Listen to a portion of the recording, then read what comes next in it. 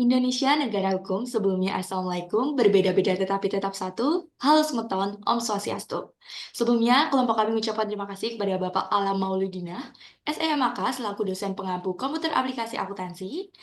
Izin perkenalkan diri, kami dari kelompok 1 kelas AP1 yang beranggotakan saya Nanda Zalia dengan 3 digit NIM terakhir 046 bersama rekan-rekan saya. Saya Dina Rahmayanti dengan NIM terakhir 1030. Saya Salsa Nabila Hudaya dengan NIM terakhir 034. Saya Amanda Putri Artanti dengan NIM terakhir 076. Saya Nur Aprilia dengan NIM akhir 1146. Baik, langsung saja ke pembahasan yang pertama. Sebelumnya kita akan memaparkan mengenai latar belakang dibuatnya proyek ini. Nah, kami itu membuat proyek berupa website kasir sederhana. Di era digital yang semakin maju, transformasi teknologi telah menjadi kebutuhan utama bagi banyak bisnis, baik skala kecil maupun skala besar. Salah satu area yang mengalami dampak besar adalah pengelolaan transaksi penjualan. Pada masa lalu, banyak pelaku usaha masih bergantung pada metode manual, yang dimana metode manual ini tuh membutuhkan waktu yang lebih lama, rawan kesalahan, dan juga kurang efisien dalam pengelolaan data. Dengan meningkatnya volume transaksi dan kebutuhan untuk memperoleh data secara real-time, hadirnya solusi berbasis teknologi menjadi hal yang sangat mendesak.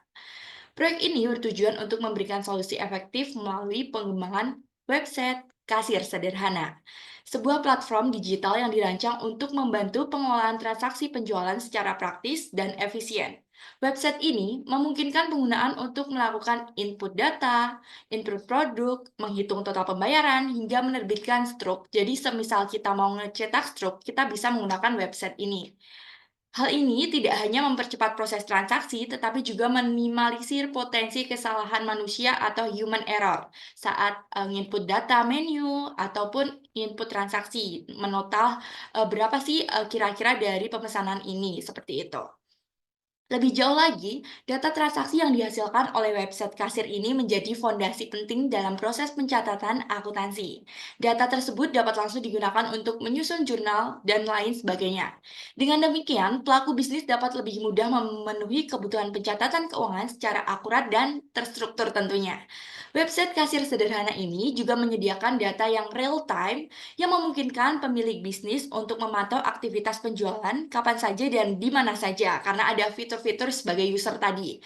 Dengan akses terhadap data yang cepat dan akurat, pelaku usaha dapat membuat keputusan strategis yang lebih baik seperti menentukan harga jual, merencanakan promosi hingga mengevaluasi performa produk sendiri. Nah, kami percaya bahwa proyek ini dapat menjadi solusi praktis bagi pelaku usaha kecil maupun menengah atau UKM yang membutuhkan alat bantu sederhana ini, namun bermanfaat untuk mendukung operasi bisnis mereka. Dengan biaya yang relatif rendah dan fitur yang mudah digunakan, kami berharap teknologi ini dapat memberikan dampak positif bagi perkembangan bisnis di era digital ini. Mungkin akan dilanjutkan pemaparan berikutnya oleh rekan saya, Dinar Rahmayanti. Kepadanya dipersilahkan. Baik, terima kasih. Selanjutnya saya akan menjelaskan bagaimana sih kaitan proyek yang telah kami buat ini dengan sistem akuntansi. Jadi yang pertama, website kasir ini tuh berfungsi sebagai alat untuk mencatat setiap transaksinya secara sistematis dan real time. Data transaksi yang dihasilkan ini mencakup informasi penting seperti tanggal transaksi, rincian produk yang terjual, kemudian jumlah pembayaran, metode pembayaran, dan data pelanggan. Nah, semua informasi ini tuh merupakan komponen utama dalam jurnal penjualan, yaitu salah satu elemen dasar dari akuntansi. Yang kedua, peningkatan akurasi data keuangan dengan menggantikan metode pencatatan manual. Website kasir yang kita buat ini nantinya mampu meminimalkan potensi human error atau kesalahan dari pengguna, seperti contohnya yaitu salah hitung ataupun salah input data. Nah, akurasi data ini tuh merupakan sangat penting dalam akuntansi karena menjadi dasar untuk membuat laporan keuangan yang andal dan dapat dipertanggungjawabkan. Nah, yang terakhir, dukungan untuk pengambilan keputusan finansial. Nah, dalam akuntansi manajemen, data transaksi dari website kasir ini tuh dapat menjadi dasar untuk analisis performa bisnis nantinya. Nah, contohnya seperti data tersebut dapat digunakan untuk mengetahui produk apa saja sih yang paling laris dalam penjualan, kemudian juga menganalisis margin keuntungan, atau merancang strategi promosi yang lebih efektif ke depannya. Dengan demikian, pemilik bisnis dapat mengambil keputusan yang lebih tepat berdasarkan data yang telah terverifikasi. Oke, selanjutnya kita akan masuk ke dalam sesi demo dari proyek yang telah kelompok kami buat ini, yaitu Kopitansi. Kopitansi ini merupakan aplikasi dari kasih sederhana yang telah kami buat gitu. Nah, seperti teman-teman lihat ya, di dalam tampilan awal ini merupakan tampilan untuk pelanggan. Jadi itu Kopitansi ini memiliki konsep, yaitu konsep self-service, yang mana pelanggan ini akan melakukan penginputan pesanan secara mandiri. Atau nanti untuk pelanggan yang kurang awam dengan konsep self-service ini, nanti akan bisa melakukan penginputan pesanan secara manual ke bagian kasir. Dan Kopitansi ini memiliki 3 user. Yang pertama yaitu pelanggan, kasir, dan juga ada admin. Oke, untuk sesi demo ini akan dilanjutkan oleh rekan saya, Salsa. Baik, terima kasih. Selanjutnya di sini saya akan menjelaskan fitur-fitur dari user pelanggan dan juga user kasir. Di sini pertama dari user pelanggan, di sini kita sudah masuk ke dalam website Kopitansi. Nah, ini merupakan tampilan awal saat pelanggan ingin memesan. Nah, di sini pertama ada welcome message yang bertuliskan selamat datang di Kopitansi. Dalam secangkir kopi, kami percaya bahwa rasa yang pas tercipta dari takaran yang sempurna, seperti bagaimana laporan keuangan yang hanya bernilai jika akurat. Nah, di sini juga bisa menjelajahi menu. Nah, langsung masuk ke dalam menu kami. Tapi sebelumnya di atasnya itu terdapat jumlah, boleh di-scroll ke atas. Ini terdapat jumlah menu yang tersedia pada hari tersebut yang otomatis terhitung. Lalu ada pula rating pelanggan seperti rating kepuasan pelanggan, rating rata-rata, dan juga durasi menit lama pengantaran pesanan ke meja pelanggan. Nah, di bawahnya terdapat menu makanan maupun minuman yang dapat dipilih oleh pelanggan, dan sudah ada pula keterangan tersedia maupun menu yang tidak tersedia. Di sini kita coba saja pesan dari makanan vanilla yogurt pancake. Di sini bisa klik beli sekarang. Nah, lalu keluar nama menu, harga dari menu tersebut, jumlah pesanan yang bisa disesuaikan, dan juga keterangan jika diperlukan. Nah, jika sudah fix untuk memesan menu ini, kita bisa memencet tambah di bagian bawah.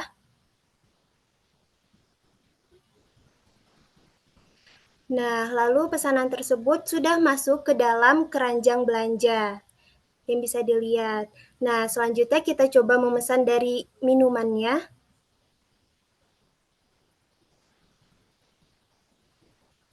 Di sini ada juga minuman-minuman yang tersedia. Kita coba pesan yang matcha green tea, bisa klik beli sekarang. Sama seperti tadi, ini ada nama menu, harga, dan juga sudah ditambahkan ke bagian keranjang. Nah, di sini sudah terlihat menu apa saja yang sudah dipesan tadi. Nah, di bagian kiri ini ada nomor order. Nomor order ini merupakan nomor unik yang dibuat berdasarkan urutan pesanan pada hari tersebut. Lalu kita bisa memilih nomor meja juga. Nomor meja di sini merupakan meja-meja yang tersedia. Jika meja tersebut sudah ditempati, maka nomor meja tersebut tidak ada di sini. Nah, di sini kita coba pilih saja meja 1.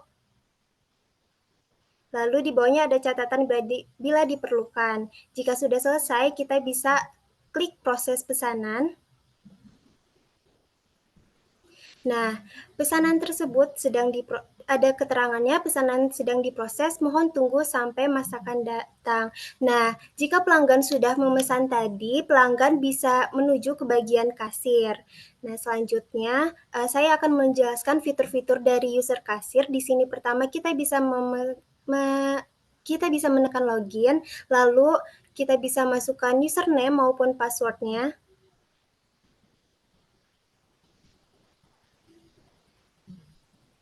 Klik masuk. Nah, di sini sudah keluar tampilan dari user kasir. Tampilan awalnya ini sama seperti tampilan awal pelanggan tadi yang berisikan welcome message dan juga menu-menu. Nah, setelah pelanggan memesan pesanan tadi, pesanan tersebut akan masuk ke dalam fitur entry order. Di sini kita bisa klik bagian atas ada entry order. Nah, pesanan tadi sudah masuk. Di sini ada keterangan nomor order, nomor meja, tanggal ordernya, total bayar, dan juga keterangan jika ada. Nah, untuk itu kita bisa melihat detailnya. Ini merupakan detail dari pesanan-pesanan yang sudah dipesan oleh pelanggan. Baik, itu cukup untuk fitur dari entry order. Selanjutnya entry transaksi, yaitu proses pembayaran.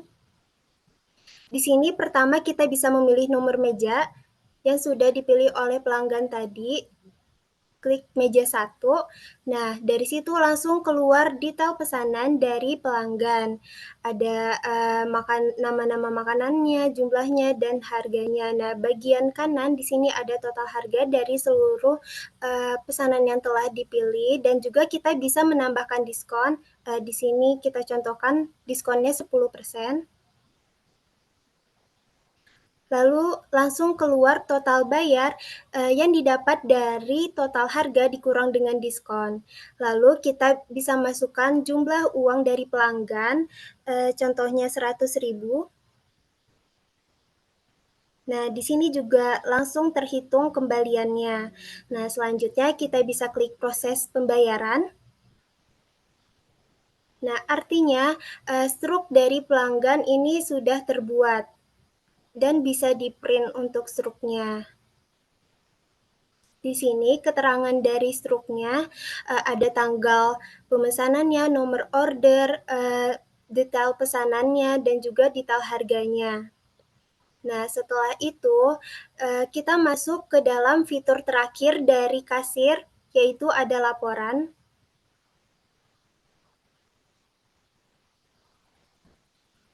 Nah, ini merupakan fitur terakhir dari kasir, di mana di sini kasir bisa melihat semua laporan dari pesanan-pesanan pelanggan, dan ada pula laporan bulanan yang bisa dipilih berdasarkan bulan dan juga tahunnya. Di sini kita contoh bulan November dan juga tahun 2024.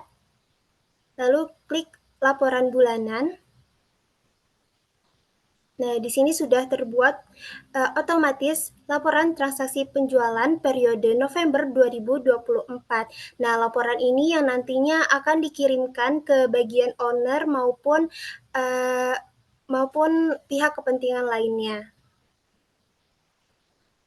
Nah, itu tadi fitur-fitur yang terdapat dalam user kasir. Selanjutnya ada user admin yang akan dijelaskan oleh rekan saya, Amanda.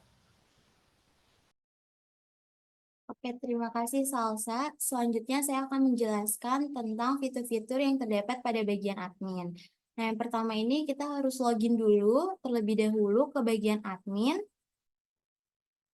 Masukkan username dan password.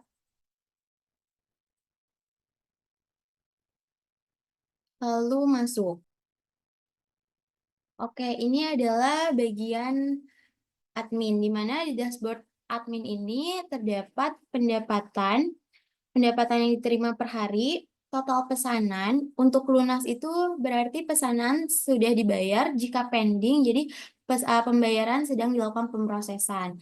Selanjutnya ada bagian menu tersedia, ada 10 makanan dan 10 minuman, lalu ada total staff, yang mana terdiri dari admin dan kasir. Lalu di bagian admin juga, admin dapat melihat laporan lengkap, data order, dan transaksi baru.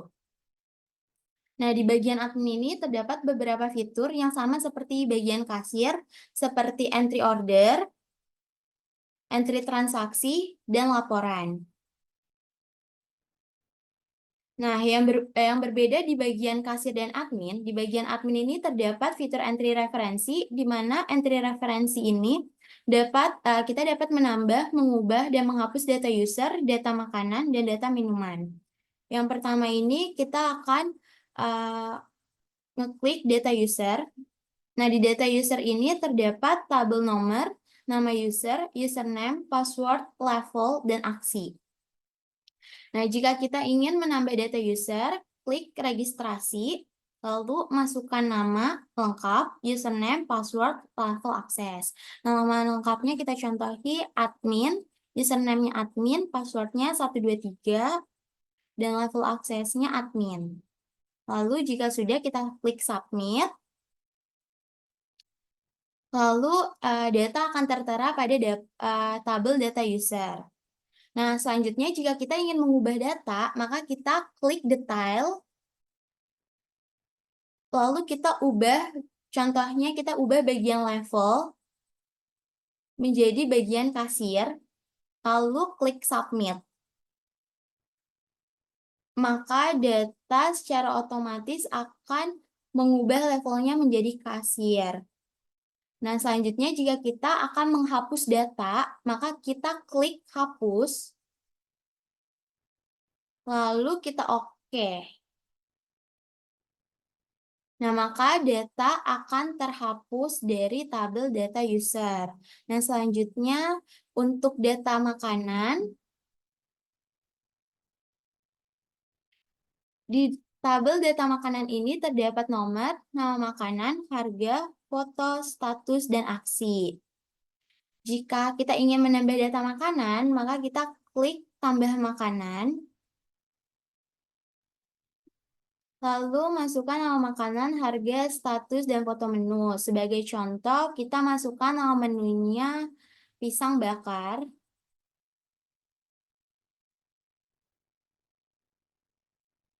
Harga 15.000 dan status tersedia. Kita bisa pilih file untuk foto sebagai contohnya, lalu klik simpan. Maka data secara otomatis tuh bakal tersimpan di dalam data makanan.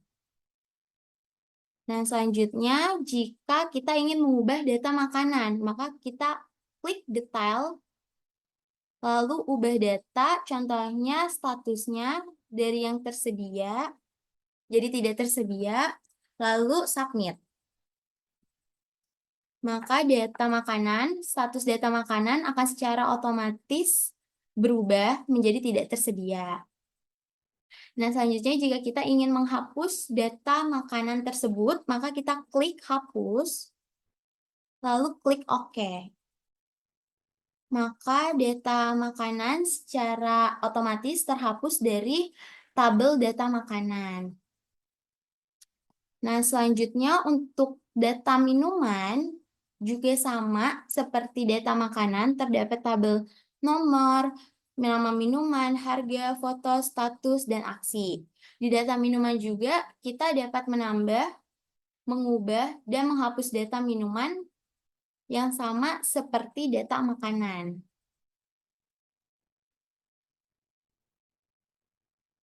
Menghapus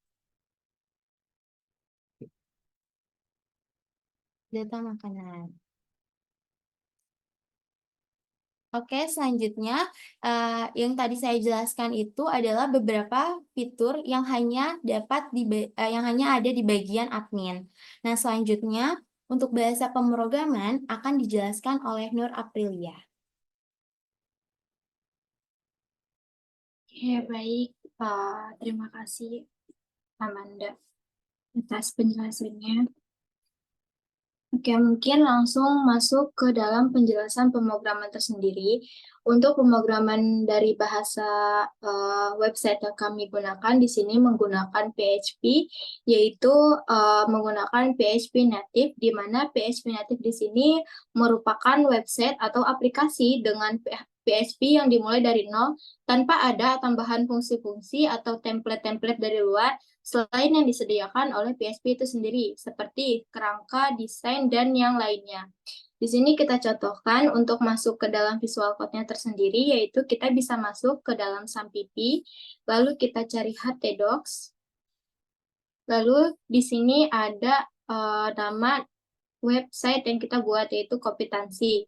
Lalu klik kanan dan juga open Gitbase di sini. Lalu untuk membuka visual code seperti biasa, kita masukkan kode spasi titik lalu enter.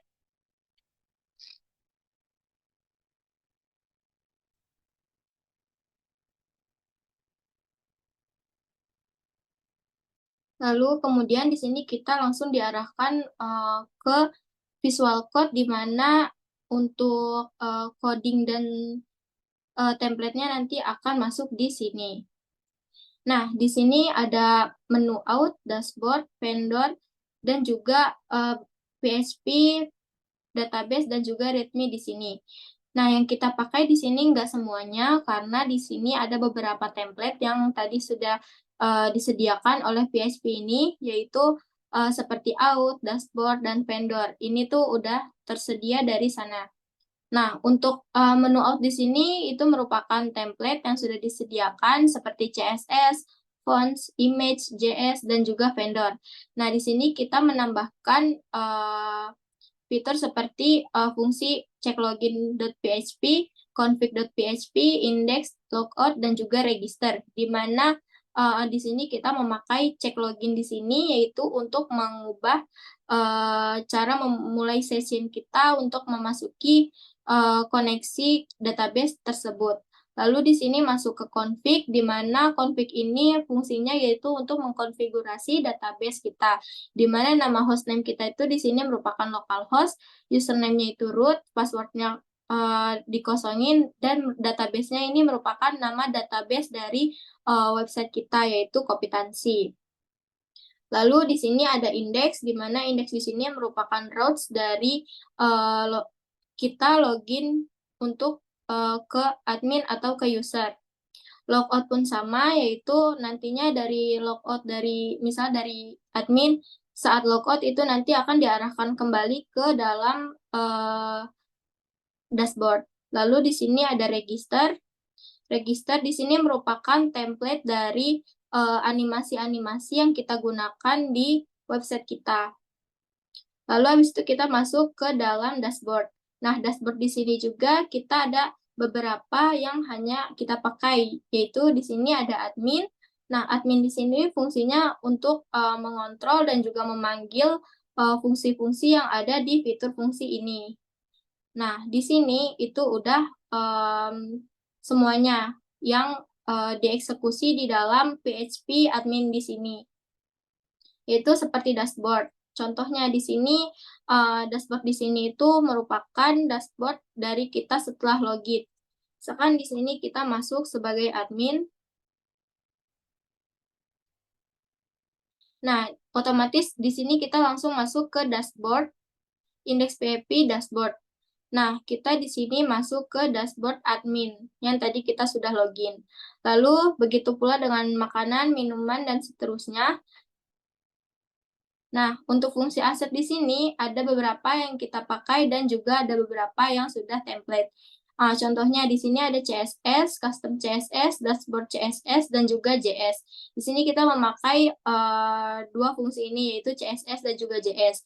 Di mana CSS ini yaitu untuk mengubah font, ukuran font, dan juga warna font dari styling website tersebut. Lalu untuk fungsi dari JS tersendiri itu merupakan animasi-animasi yang ada di styling website di sini. Contohnya seperti animasi-animasi flowchart dan juga elemen-elemen seperti yang ditunjukkan di website ini. Lalu masuk ke dalam fungsi vendor. Fungsi vendor di sini juga merupakan template dari PHP yang sudah disediakan.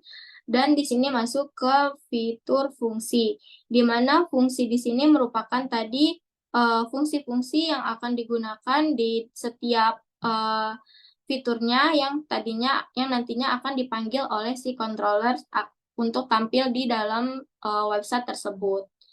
Nah, di sini udah terdapat fungsi-fungsi dari masing-masing fungsi yang digunakan di dalam website yang sudah dijelaskan tadi pada saat demo oleh Salsa dan juga Amanda.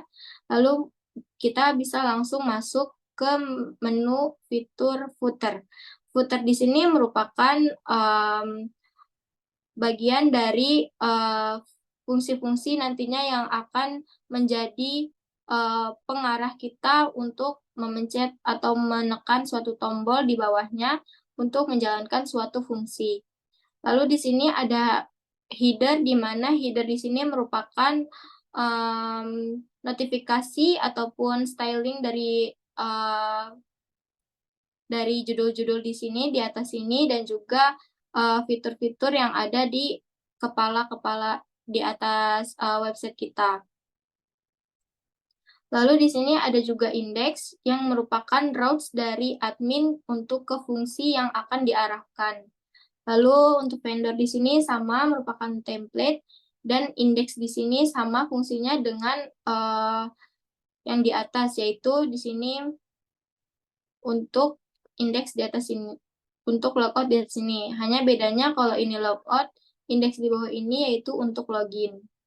Nah, untuk koneksi di sini itu merupakan konfigurasi sama seperti di atas, yang dimana untuk mengarahkan kita jika kita ingin membuka website di browser kita masing-masing.